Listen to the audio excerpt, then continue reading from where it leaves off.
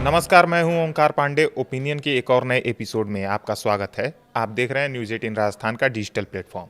आज हम बात करने जा रहे हैं एक बेहद रोचक खबर की। ईरान के दिवंगत supreme leader Ayatollah Ali Khamenei के अंतिम संस्कार से जुड़ी एक अहम खबर की। क्या इतिहास का सबसे बड़ा जनाजा होने जा रहा है? एक ऐसा अंतिम संस्कार जिसमें करीब 2 करोड़ लोगों के जुटने का अनुमान है। जी हाँ, हम बात कर रहे हैं ईरान के सर्वोच्च नेता अयातुल्ला अली खामेनेई की। 36 साल तक ईरान पर एक छत्र राज करने वाले 86 वर्षीय खामनेई की मौत इसी साल 28 फरवरी को अमेरिकी इजरायली हवाई हमले में हुई थी। लेकिन यहाँ एक बहुत बड़ा और हैरान कर देने वाला ट्विस्ट है। इस्लाम में नियम है कि शव को 24 घंटे के भीतर सुपुर्दे खाक कर दिया जाता है, लेकिन खामेनेई का पार्थिव शरीर पिछले 4 महीनों से अधिक समय से सुरक्षित रखा गया है। आखिरकार अब 4 जुलाई से 9 जुलाई 2026 के बीच उनके अंतिम संस्कार की तारीखें तय हुई हैं। आखिर ऐसा क्यों हुआ? इसके पीछे की इनसाइड स्टोरी क्या है? चलिए विस्तार से समझते हैं। तो कहानी शुरू होती है 28 फरवरी 2026 को। अमेरिका और इजरायल ने मिलकर ईरान पर एक बड़ा मिलिट्री ऑपरेशन शुरू किया था, जिसे अमेरिकी सेना ने कोड नेम दिया था ऑपरेशन एपिक फ्यूरी। इजरायल खुफिया एजेंसी मोसाद और अमेरिकी CIA ने तेहरान में ट्रैफिक कैमरों और टेलीकॉम नेटवर्क को हैक करके खामेनेई की सटीक लोकेशन का पता लगाया। जब खामेनेई ईरान की डिफेंस काउंसिल के साथ एक सीक्रेट मीटिंग कर रहे थे, तभी उनके आवाज़ पर सटीक बमबारी की गई। इस हमले में खामेनेई के साथ उनकी बेटी और दामाद की भी मौत हो गई। ईरान ने शुरुआत में इस खबर को छुपाने की कोशिश की, लेकिन 1 मार्च को आधिकारिक तौर पर इसकी पुष्टि करनी पड़ी। इसके बाद पूरे मिडिल ईस्ट में एक भयानक युद्ध छिड़ गया, जिसने वैश्विक स्तर पर तेल और ऊर्जा का संकट खड़ा कर दिया था।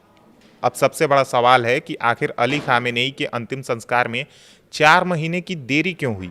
आपके मन में भी सवाल आ रहा होगा कि अगर मौत फरवरी में हुई तो अंतिम संस्कार जुलाई में क्यों हो रहा है?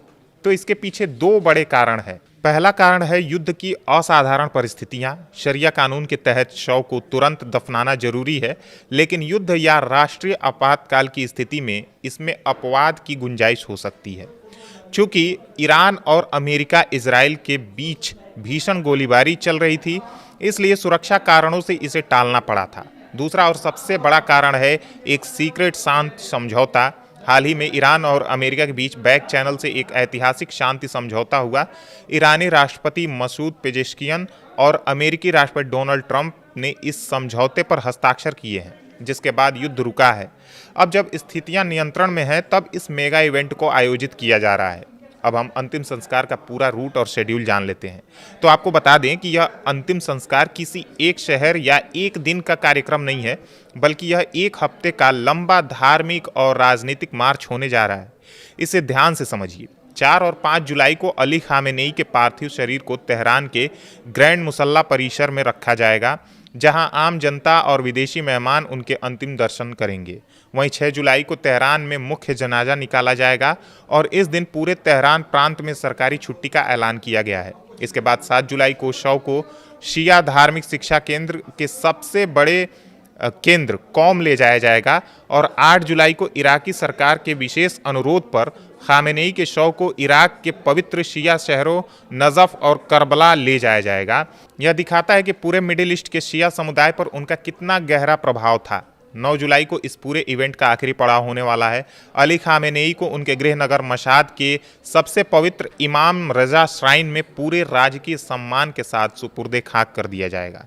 ईरान इस मौके को अपनी वैश्विक कूटनीतिक ताकत दिखाने के लिए भी इस्तेमाल कर रहा है। आपको बता दें कि ईरानी राष्ट्रपति मसूद पेजेश्कियन ने भारत के प्रधानमंत्री नरेंद्र मोदी को इस अंतिम संस्कार में शामिल होने का विशेष और VIP निमंत्रण भेजा है। हालांकि PM मोदी का उसी दौरान इंडोनेशिया और ऑस्ट्रेलिया का पहले से दौरा तय है, इसलिए भारत की तरफ से कौन प्रतिनिधित्व करेगा, इस पर अभी सस्पेंस बरकरार है।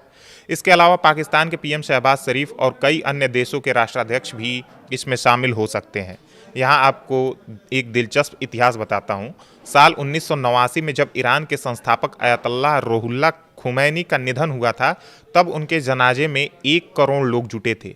इस बार ईरान प्रशासन का अनुमान है कि खामेनेई के अंतिम सफर में 2 करोड़ से ज़्यादा लोग शामिल हो सकते हैं, जो Guinness book of world records में भी दर्ज हो सकता है।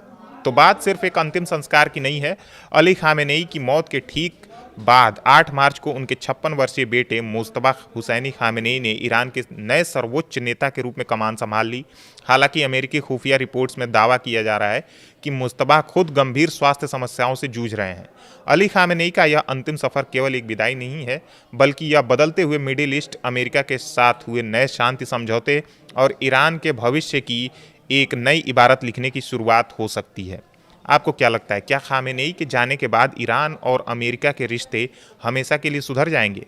अपनी राय नीचे कमेंट बॉक्स में जरूर साझा करें और देश और दुनिया की तमाम ऐसी ही बड़ी खबरों के लिए न्यूज़ 18 राजस्थान को सब्सक्राइब करना ना भूलें। देखते रहें न्यूज़ 18 राजस्थान।